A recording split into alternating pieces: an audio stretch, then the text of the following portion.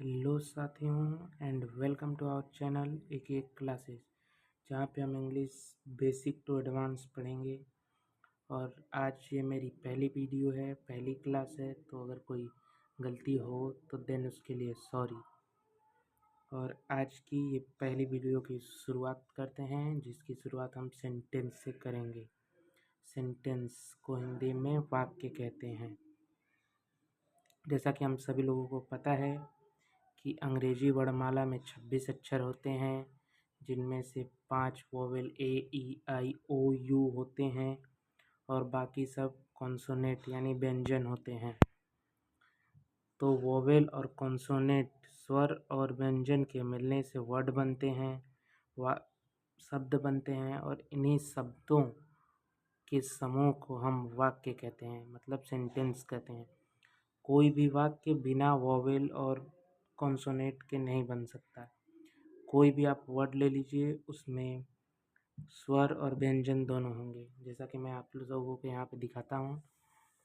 आप जैसे कोई भी वर्ड ले सकते हैं, जैसे बुक हो गया। बुक में भी ये देखिए, ये दोनों कॉन्सोनेंट हैं, ये दोनों व्यंजन हैं, और ये दोनों वोवेल हैं, स्वर हैं। ऐसे ही आप मार्केट ले सकते हैं।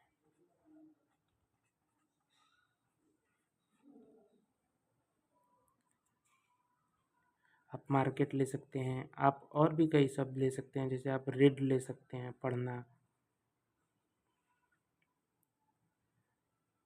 आप ऐसे ही बहुत सारे वर्ड्स ले सकते हैं। कोई भी वर्ड्स बिना स्वर और व्यंजन के नहीं बनता।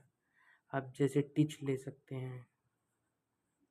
टीच में भी देखिए ए वोवेल है, यहाँ पे ए ये वोवेल है। तो ऐसे ही सारे वर्ड्स हमारे जो भी शब्द होते हैं वो स्वर और व्यंजन के मेल से बनते हैं। अगर आप नोट करना चाहें तो ये रहे, आप नोट कर सकते हैं।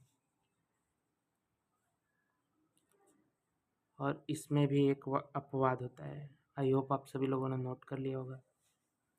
अपवाद रिदम होता है। रिदम में आप देख सकते हैं कोई भी वोवेल नहीं है, मगर इसमें जो वाई है वो वाई वोवेल का काम करता है। और ऐसे ही शब्दों के समूह को हम सेंटेंस कहते हैं, जिसका एग्जाम्पल आगे हम देखने वाले हैं। जैसा कि आप सभी लोग यहाँ पे देख सकते हैं, birds fly in the sky. इसका मतलब है पक्षी आकाश में उड़ते हैं। इसमें भी आप देख लीजिए, इसमें भी आई वोवेल है, इसमें भी वाई वोवेल का काम कर रहा है। तो ऐसे ही कोई भी वर्ड्स का ये एक सेंटेंस हो गया।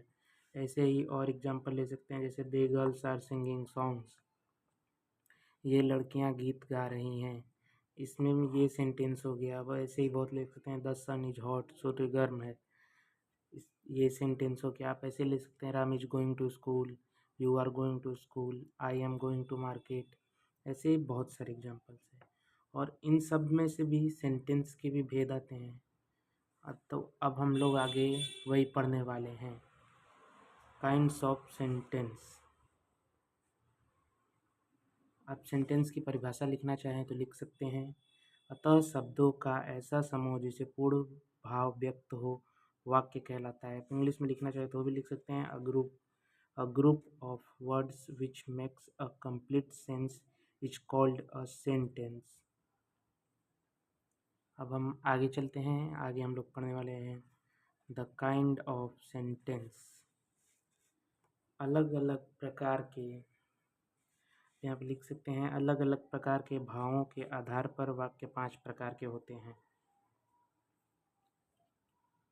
और इन 5 प्रकार के वाक्यों को हम देखने वाले हैं।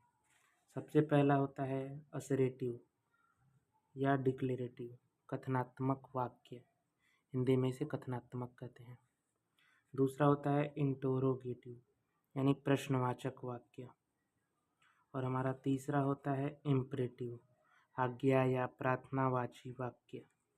और चौथा हमारा होता है एक्सक्लेमेटरी सेंटेंस यानी आश्चर्यबोधक वाक्य। और पांचवा हमारा होता है ऑप्टेटिव सेंटेंस, इच्छा बोधक वाक्य। ये पांचों सेंटेंस के भेद होते हैं। आप चाहे तो लिख सकते हैं, स्क्रीनशॉट ले सकते हैं। अब हम आगे बढ़ रहे हैं।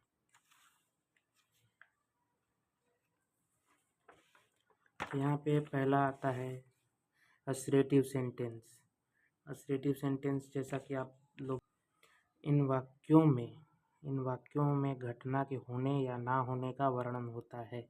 जैसे कोई भी घटना मान लीजिए, जैसे कि कोई गाड़ी से गिर गया या फिर कोई कहीं चला गया या फिर कोई आ रहा है, वो भी एक तरह की घटना है।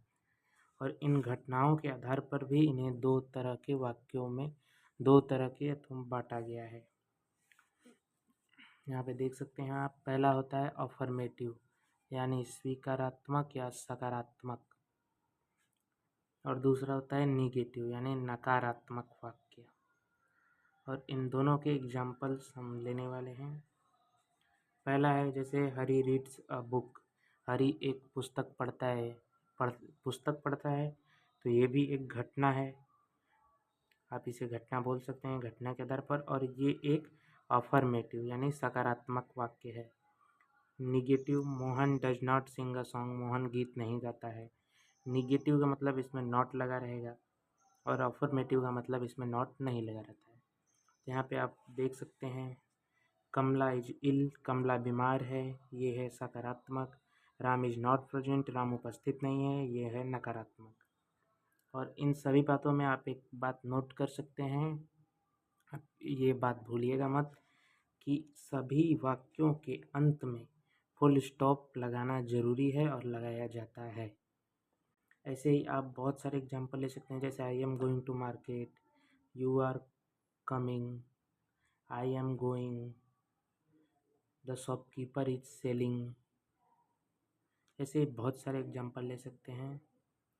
तो आज की एक क्लास इतनी है। आई होप आप सभी लोगों को मज़ा आया होगा, और अगर वीडियो अच्छा लगे तो चैनल को सब्सक्राइब करें, वीडियो को लाइक करें और बेल आइकन को प्रेस करें। अब मिलते हैं कल ऐसे ही एक और मज़ेदार वीडियो के साथ। इसका पार्ट 2 कल देखें।